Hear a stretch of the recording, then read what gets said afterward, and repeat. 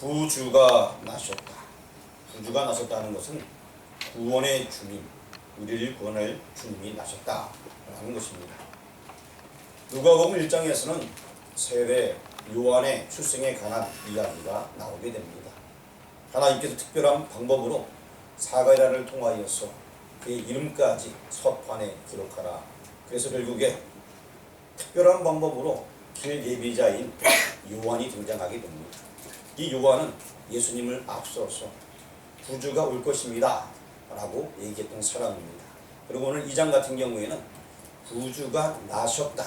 예수님께서 이 땅에 태어나는 그 이야기가 기록이 되어져 있습니다.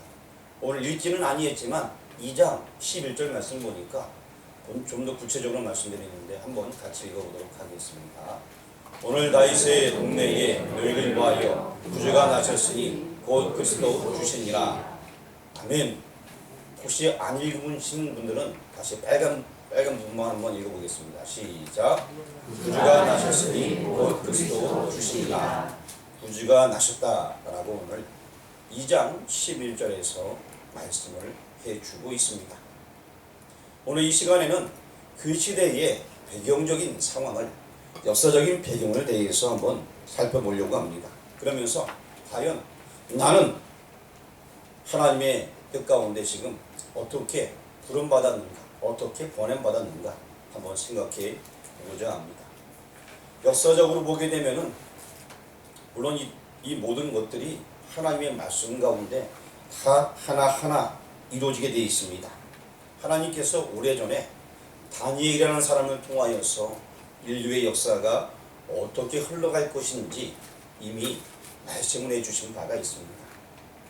옛적에 바벨론 시대에 한 나라의 왕이 꿈을 꾸게 되었습니다.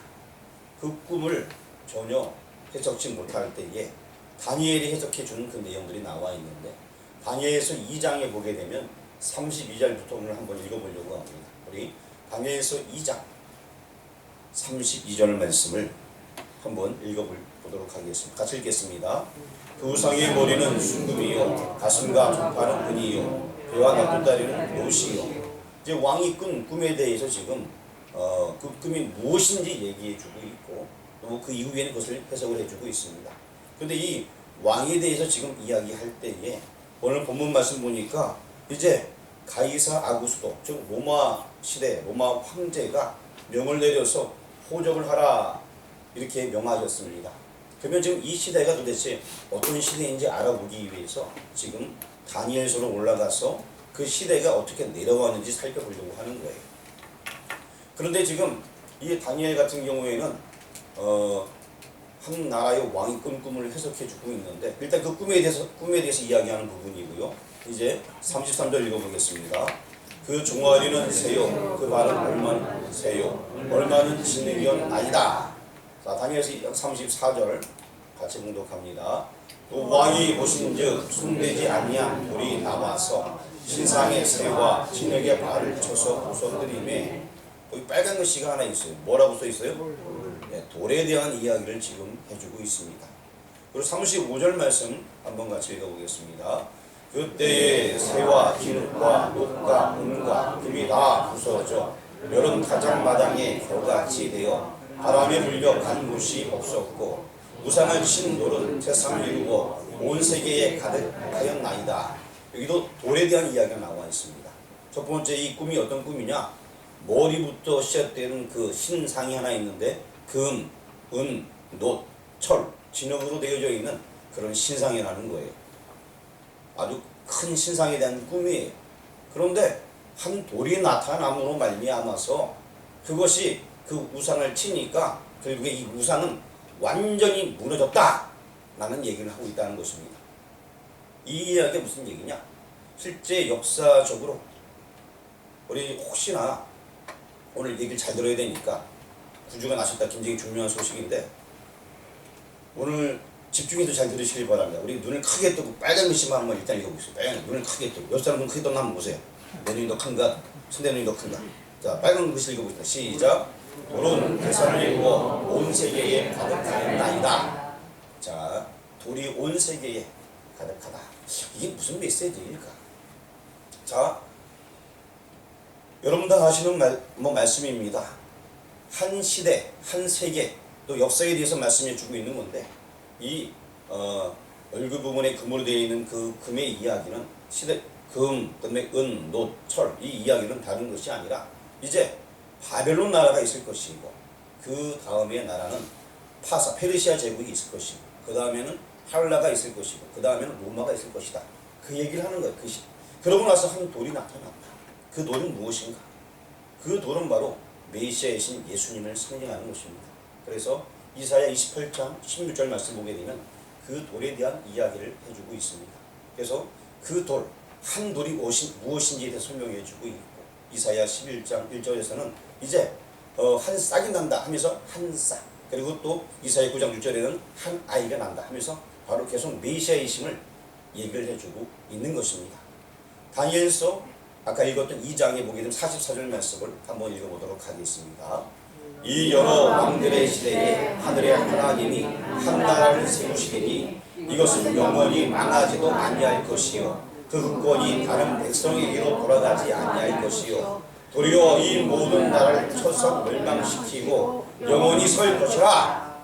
그렇습니다. 이제 이 우상의 나라들이 다 없어진 다음에 큰 돌로 인하여서 큰 태산을 이루게 되고 그 나라가 영원히 망하지 아니한다 라는 메시지가 이미 다니엘서에 있었습니다. 그러니까 이런 시대가 지금 다 가고 오늘 본문의 말씀은 이제 그 돌, 산돌, 한 싹이 날 그 시대가 되게 된 그때의 본문의 이야기가 오늘 본문의 이야기라는 것입니다. 또 45절 말씀도 한번 읽어보도록 하겠습니다.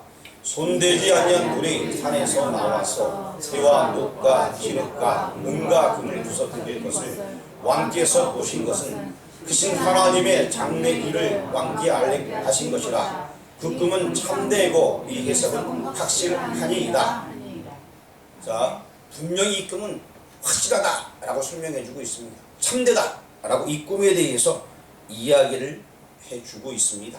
그리고 이제 미리 알게 했다. 앞으로 되어질 다니엘 시대에는 이것을 미리 보기 한 거예요. 그리고 실제 그 말씀대로 그 역사가 이루어지게 왔고, 세계 역사를 보더라도 이제 바벨론 큰 제국이 있었고, 그보다 더 큰 나라가 있었니 메데, 파사, 페르시아 제국, 이 제국이 더 크게 또 큰 나라를 잡아먹고 있게 되었습니다. 그 다음에 여러분 잘 아시는 알렉산더를 통하여서 헬라 문화가 번성하는 시기가 있었고, 그 다음에는 로마가 온 세계를 점령하여서 세계를 거의 다 잡아먹은 그러한 시대도 있었습니다.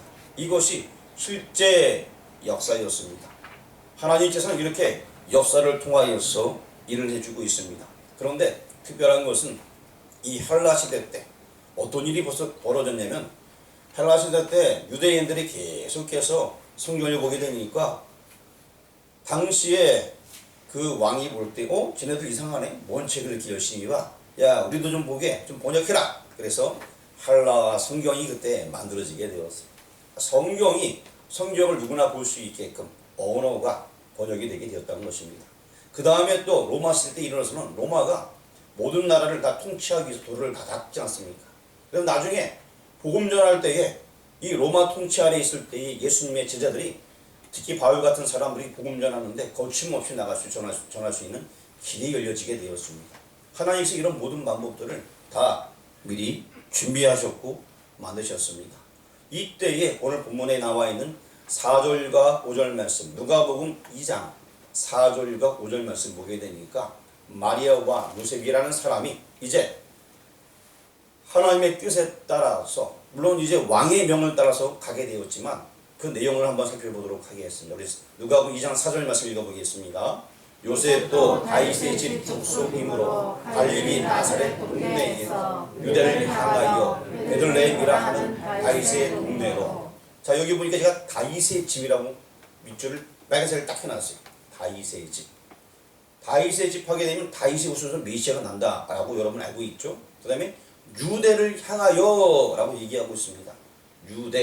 유대라는 것은 크게 두 가지 의미가 있긴 하지만 어쨌든 유대 땅, 남유다를 가리키기도 하는 용어이기도 하고, 유다의 후손으로 나타날 메시아에 대한 이야기도 함께 포함할 때도 있고 그렇지 않을 때도 있고, 그 다음에 이제 베들레헴, 우리가 많이 들어봤습니다.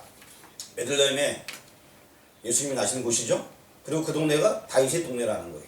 다윗의 후손에서 메시아가 난다. 지금 이 사절 말씀에 여러 가지 메시지가 막 포함되어 있어요. 제가 앞에 역사 이야기를 했는데 그 역사적인 이야기들이 이 사절 말씀에 막 포함되어 있는 거예요. 성경에 예언된 말씀들이 이루어지기 위하여서 이렇게 이 사절 말씀에 총 집결이 되어져 있습니다. 5절 말씀을 한번 보도록 하겠습니다. 같이 읽겠습니다. 그 약혼한 마리아와 함께 보좌하러 올라가니 마리아가 이미 잉태하였더라. 아멘.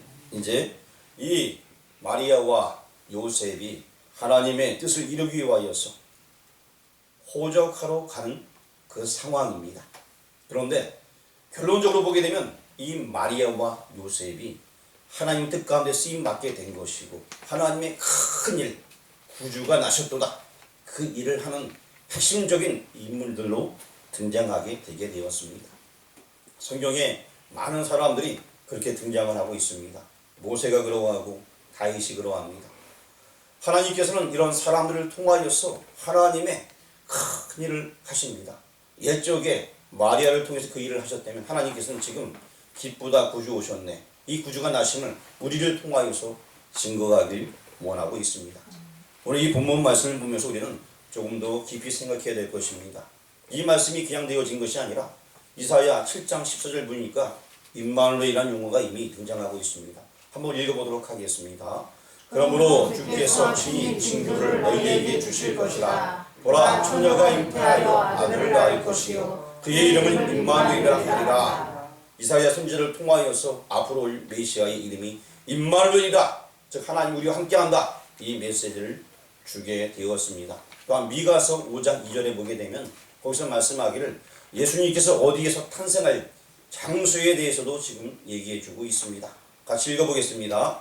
베들레헴 에브라다야 너는 유다 족속 중에 작을지라도 이스라엘을 다스릴 자가 내게서 내게로 나올 것이라. 그의 근본은 상도에 영원에 있느니라. 아무리 작은 도시 에브라다 할지라도 거기에 생명력이 있고 복음의 역사가 있다라는 메시지가 미가서에서 이미 예언되어져 있었고 예수님 당시 마리아와 요셉이 지금 그곳으로 지금 향하고 있다는 것입니다. 얼마나 이 성경의 말씀들이 기가 막힙니까? 탁 예언되어 있는 그 말씀대로 이루어지고 있고요. 사실 이것은 그 한참 전의 이야기입니다. 미가 같은 경우는 예수님 오시기 전에 한 700년 전의 사람이고 이사야는 약 800년 조금 못 되는 사람입니다. 어쨌든 이런 사람들이 예언을 해, 내용들이에요. 임마누엘에 대해서, 그 다음에 베들레헴에 대해서. 그러고 나서 여기서 끝이 아니라 성경에 참 많은 부분이 있는데 창세기 49장 10절 말씀 보게 되면은 거기 주가 유다를 떠나지 아니하고 라는 말씀이 있습니다. 주. 그러면서 7회자의 지팡이에 대한 얘기가 나와 있습니다. 왕권에 대해서 얘기하면서 유다에 대해서 얘기해 주고 있습니다. 우리가 아까 4절 말씀 볼 때 거기 유대의 땅으로 간다는 얘기 있었죠. 다 이 모든 것들이 그냥 되어진 것이 아니라 창세기 49장의 이야기는 예수님 태어나시기 전 한 1950년 정도의 이야기. 그 전에 이미 예언된 말씀들이 그 말씀대로 메시아가 이 땅에 왔다.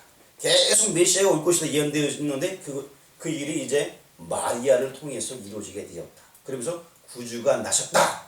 이 말씀이 이루어지게 되게 된 것입니다. 얼마나 놀라운 이야기인 것입니까?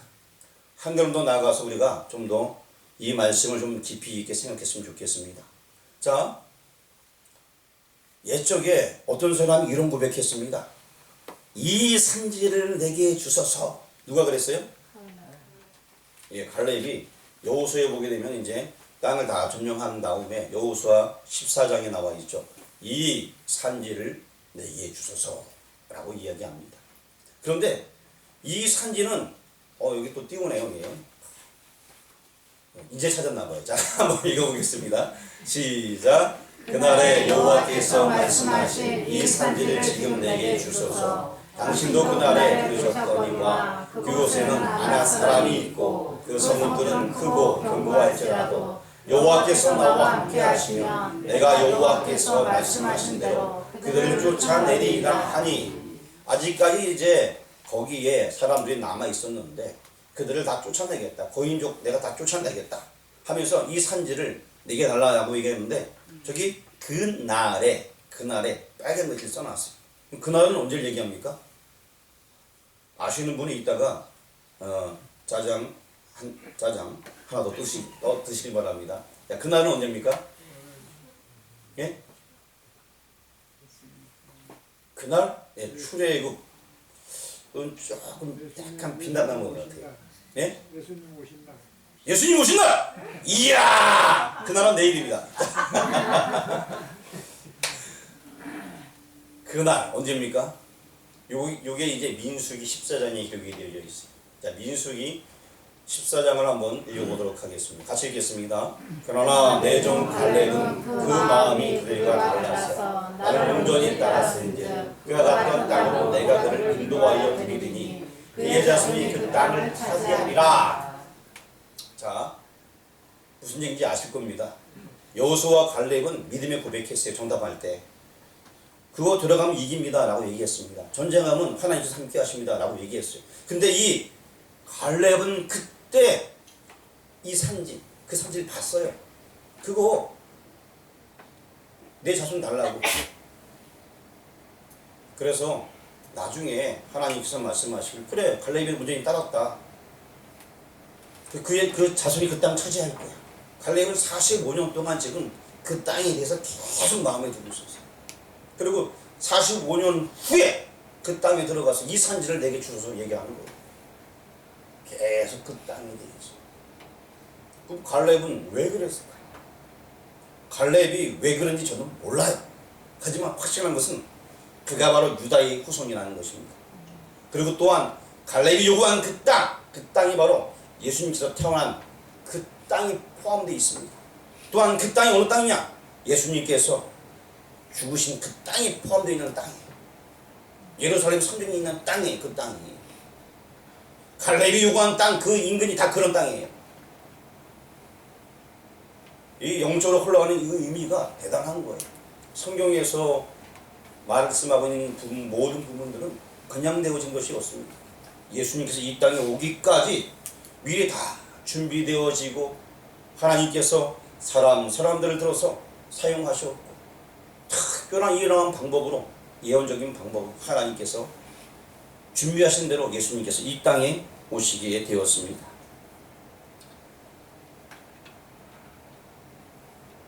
이제 이 예수님께서 이 땅에 오시는 그 부분에 대해서 시편에도 보게 되면 시편 114편에 말씀하고 있는데요. 한번 우리 같이 읽어보도록 하겠습니다. 1절 읽어보겠습니다. 이스라엘이 애굽에서 나오며 야곱의 지방이 언어가 다른 민족에게서 나올 때에, 자, 애굽 출애굽할 때 이야기이고요. 2절 읽어보겠습니다. 유다는 여호와의 성소가 되고 이스라엘은 그의 영토가 되었도다. 유다에 대한 이야기가 나옵니다. 아까 창세기 40절 말씀처럼 유다를 통하여서 메시아가 올 것이 예언되어 있었습니다. 3절 읽어보겠습니다. 바다가 보고 도망하며 유다는 물러갔으니, 다 아는 이야기죠. 한 번 더 나오니까 그냥 넘어가겠습니다. 4절. 산들은 순양들같이 뛰놀며 작은 산들은 어린 양들같이 뛰었도다. 그냥 산이 아니라 산들, 큰 산이나 작은 산이나 다 뛴다는 거예요. 5절 읽어보겠습니다. 바다야 내가 도망하면 어찌하며 요나나 내가 물러가면 어찌하는가. 바다가 도망하면 언제입니까? 언제 도망갔어요 바다가요? 예? 바다야 내가 그것도 있어요. 근데 바다가 도망한 것은 실제 시편에서 얘기하는 것은 언제냐면 홍해 가라앉을 때 그것을 이야기하고 있습니다. 물론 그 말씀 계시록에 있는데요. 지금은 그게 아니고, 자, 바다야 내가 도망하면 어찌함이며 또 요단아 내가 물러가면 어찌함인가. 요단은 요단강 얘기하는 거예요. 자, 이 산과 바다가 다 움직이는 거예요. 주님이 함께 할 때 이런 역사가 있습니다. 또한 이거예요. 주님이 함께 할 때 어떠한 그런 악한 세력도 다 물러간다는 얘기입니다. 싹 다 물러가요. 내가 주님과 함께 할 때 놀라운 역사가 있습니다. 6절도 한번 읽어보도록 하겠습니다. 같이 공독합니다. 너희 산들아 순양들같이 뛰놀며 작은 산들아 어린 양들같이 뛰놀면 어찌함인가. 왜 그렇습니까? 주님이 오시기 때문에, 하나님이 임재하시기 때문에 그럴 수밖에 없습니다. 모든 만물을 만드신 그분께서 오시니까 모든 산들, 바다, 강 다 할 것 없이 갈라지고 또 덩실덩실거리며 춤을 추게 되는 것입니다. 다시 말씀드리면 구주가 나셨도다. 예수님께서 이 땅에 오시면 온 세계가 진동할 만한 정말로 큰 기쁨의 소식이 되는 것입니다. 구주, 구원의 주님이 이 땅에 오셨다는 것입니다. 이 소식이 너무나 큰데 산들도 움직이는데 과연 우리는 뭘 하고 있었습니까? 하나님께서는 마리아를 통하여서 그 일을 이루셨습니다. 하나님께서는 지금 이제 이 복음의 역사를 우리를 통하여서 이루길 원합니다.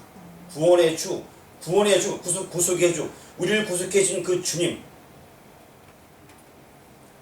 이제 주님께서 나를 통하여서 이 복음이 전해지기를 원하고 있습니다.